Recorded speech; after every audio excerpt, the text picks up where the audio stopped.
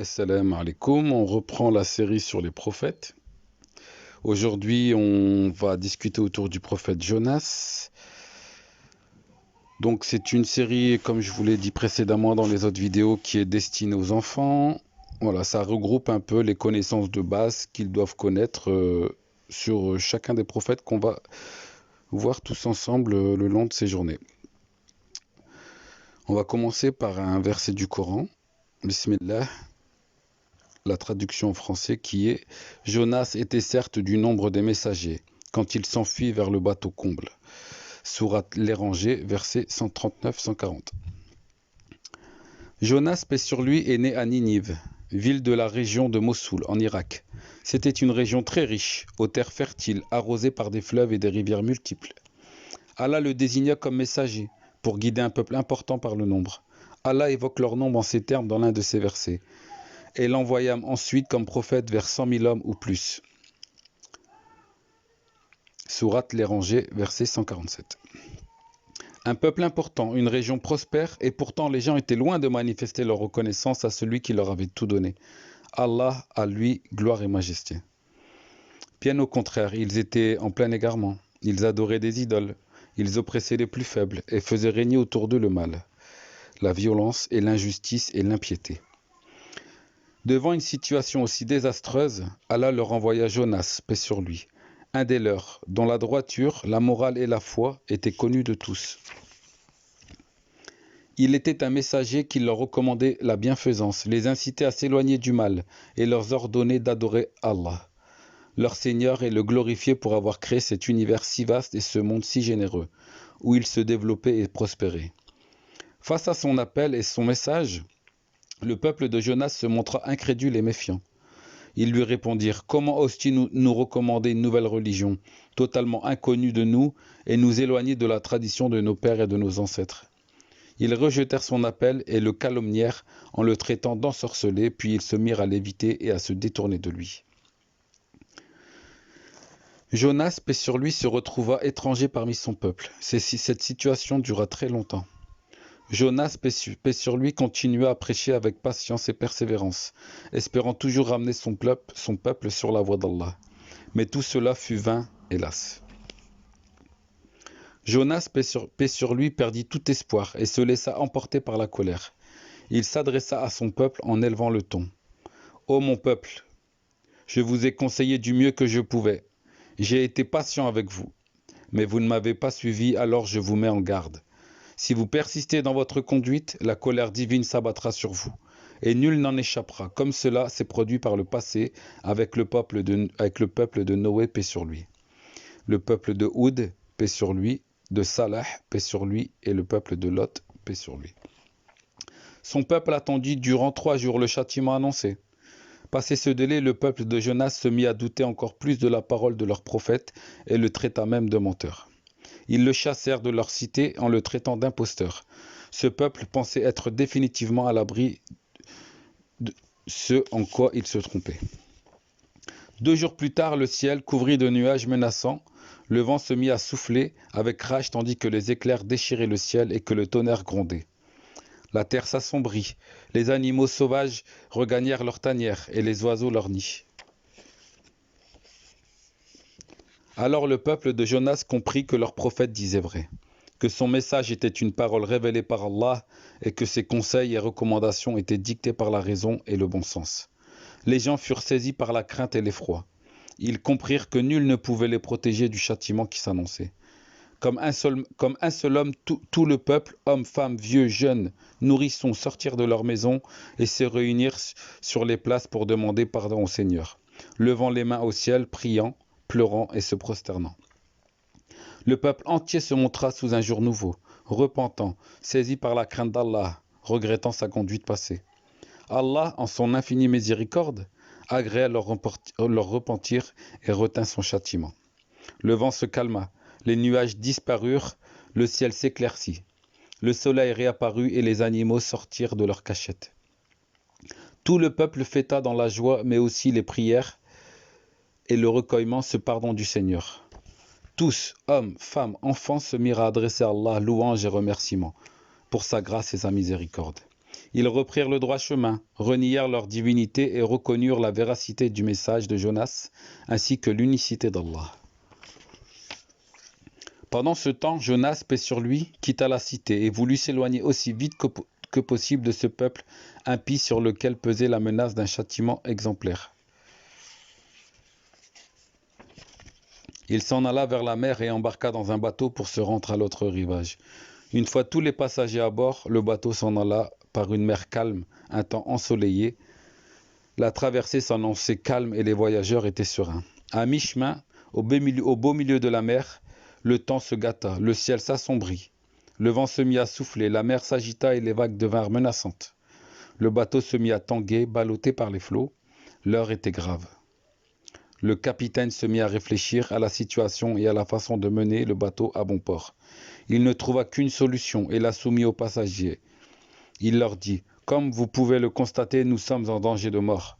Le bateau est trop chargé pour une mer aussi agitée. Il faut absolument alléger le bateau, aussi je vous suggère de jeter un passager à la mer afin de sauver le plus grand nombre de personnes. » Solution terrible en vérité. Qui acceptait de se sacrifier pour sauver les autres? Un silence pesant s'instaura. Après un long moment, le capitaine décida de procéder à un tirage au sort.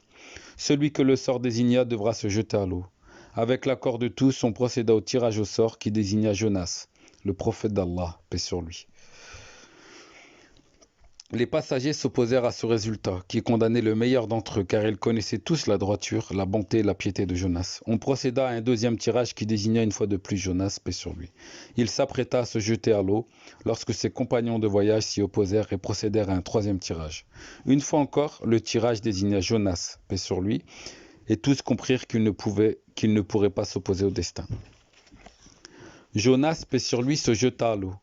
Dès qu'il s'enfonça dans la mer, un cachalot l'avala sur l'ordre d'Allah. Cependant, il était interdit à l'énorme poisson de toucher à la chair de Jonas et de lui broyer les os. L'intégrité corporelle de Jonas, paix sur lui, fut préservée par un effet de la grâce d'Allah. À lui gloire et majesté. Ainsi, le poisson fila dans les profondeurs de la mer, portant à l'intérieur de ses entrailles Jonas, paix sur lui. Conscient et lucide, Jonas, paix sur lui, était si lucide qu'il entendait des voix.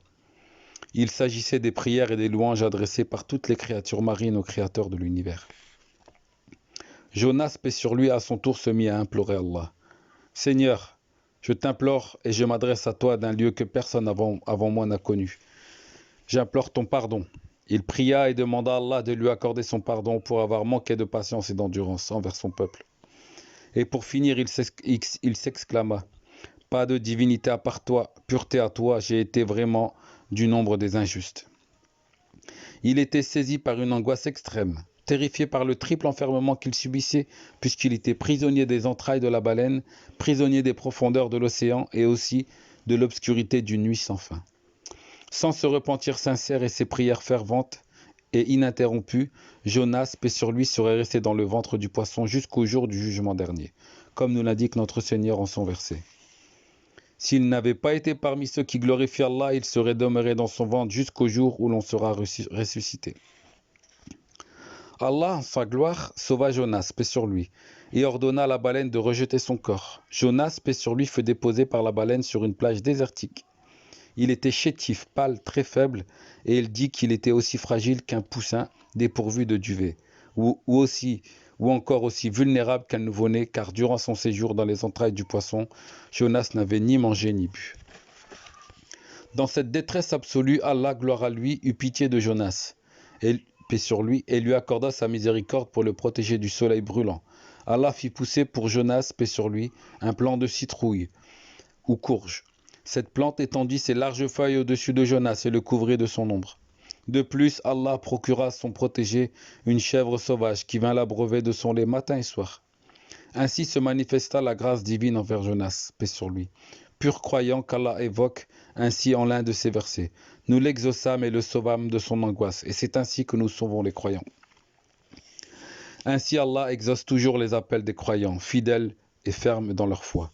Plus tard, la citrouille ou la courge qui protégea Jonas, paix sur lui, de son ombre, et le nourrit de ses fruits, jaunit puis périt. Jonas, paix sur lui, la pleura et en fut attristé. Le voyant en un tel état, Allah lui révéla ceci. Tu pleures pour une plante qui a séché et tu n'as pas pleuré pour un peuple de plus de 100 000 âmes que tu vouais à l'anéantissement. Jonas, paix sur lui, alla rejoindre son peuple. En chemin, il rencontra un jeune berger et lui dit: D'où viens-tu, jeune homme? Je suis du peuple de Jonas. Quand tu rentreras chez toi, transmets mon salut aux gens de la cité et dis-leur que tu as rencontré Jonas. Si tu es Jonas, tu dois savoir que chez nous, le mensonge est puni de mort. Quelle preuve pourrais-je leur donner pour confirmer mes dires? Cet arbre et cette place témoigneront pour toi. Ordonne-leur de témoigner. Si ce jeune homme se présente à vous, témoignez pour lui. L'arbre et le sol acquiescèrent. Le jeune berger revint chez lui, puis accompagné de ses frères, il se présenta au roi et lui dit: J'ai rencontré Jonas, il vous transmet son salut. Le roi ordonna qu'on tue le jeune homme, car tout le monde savait que Jonas, paix sur lui, avait disparu dans les flots. Les gens de la cité dirent au roi que le jeune homme possédait 2 preuves de ce qu'il affirmait. Le roi demanda quelles étaient ces preuves. On lui assura qu'un arbre et un terrain témoigneraient en faveur du jeune homme. Du retour devant l'arbre, le jeune berger s'exclama: Je vous demande au nom d'Allah de confirmer le fait que Jonas, paix sur lui, vous a requis comme témoin. Ils répondirent par l'affirmative. Les gens, témoins de la scène, repartirent chez eux, dociles et soumis, frappés par ce qu'ils avaient vu. Tout en marchant, ils ne cessaient de répéter: L'arbre et la terre ont témoigné pour toi. Ils racontèrent la scène au roi. Ce dernier prit le jeune homme par la main et lui désigna le fauteuil royal. C'est toi désormais qui mérites de l'occuper. Le jeune homme dirigea le royaume pendant 40 ans. Voilà, l'histoire est terminée. Alors, quelques questions pour ceux qui veulent aller plus loin. Où est né Jonas? Paix sur lui. Quel était le comportement de son peuple vis-à-vis d'Allah? Lorsqu'Allah leur envoya Jonas, quel était le message de l'envoyé? Comment son peuple a-t-il reçu ce message? De quoi a-t-il accusé le prophète? Au premier signe du châtiment, le peuple comprit une chose, laquelle? Devant ce châtiment proche, qu'a-t-il fait? Jonas s'en alla vers la côte et embarqua sur un bateau. Que lui arriva-t-il en mer? Quel a été le sort de ce peuple après son repentir?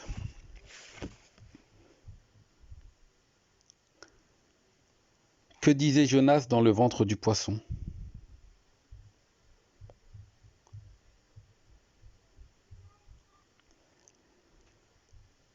Le peuple de Jonas a eu 2 attitudes, l'une blâmable et l'autre recommandable. Cite-les. Et quelle attitude faut-il prendre comme exemple? Quel enseignement peut-on tirer de l'histoire de Jonas? Voilà, c'est terminé. Je vous dis à bientôt pour la prochaine vidéo. Salam alaikum. N'hésitez pas à m'encourager en laissant un petit commentaire, en vous abonnant à la chaîne. Je débute en tant que youtubeur, donc voilà, ça serait très gentil, j'apprécierais votre petit geste. Merci, au revoir, salam alaikum.